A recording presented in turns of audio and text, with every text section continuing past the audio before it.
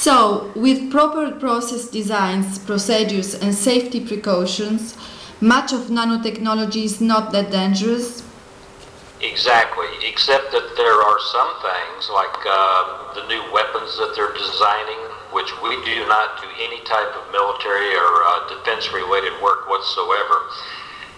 They have developed new types of bombs that use like ethylene oxide and aluminum nanopowder to create very, very powerful explosions. Things like that don't go away and need to be regulated and monitored. But other parts of it, if you're making a water filter that's going to improve the quality of water we drink, that's something that should not be that regulated once it's demonstrated that it is a safe product. Is it accurate to say that nanotechnology is the next industrial revolution or next IT revolution? I believe it's both. It's going to introduce new technologies to the older industries so that they can be reinvigorated to create economic benefits and jobs. As far as the IT type revolution, this technology is multiple layers and levels above and beyond that. But it's opening the doors to create whole new types of job creation engines in a lot of different countries. So, those nations that are at the forefront of research, development and production in nanotechnology are going to emerge as the leading producers in the future in this scientific and technology niche?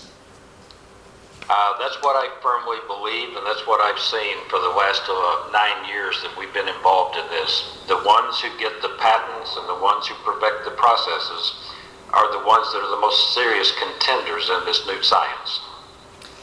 Due to your direct involvement, who do you think is leading in nanotechnology at this time? Well, as you know, I'm an American citizen. There was a point in time that I thought the United States was leading in nanotechnology.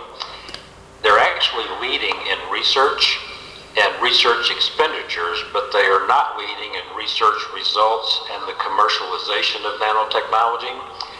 At the current time, some of the EU nations and China and Russia are the three groups or blocks of interest that are leading in nanotechnology research and commercialization and actually using it in a finished product.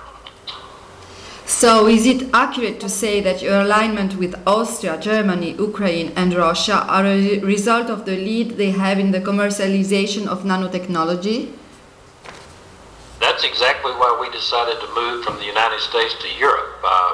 It's been hard getting things going in Europe, but as far as the baseline that we brought, the baseline that we are hooking up with and who we're working with and the nature of the projects that we're doing, it's far more exciting than what we were doing in America.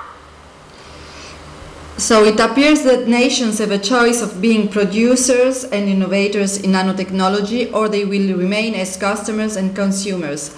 Is that a fair assessment to make? It's very fair, and that's what's driving the research and the growth of this. Countries like Germany, Austria, Russia, China, they clearly see that if they don't establish themselves in these niches, that they're going to continue to be customers of other nations, and that's not what they see as their future. And I think Italy's got a good chance to catch up here and get on board with something like this, because you have enough there already. We could find multiple industry sectors and multiple applications for what we're doing right now within what Italy already excels in. Okay.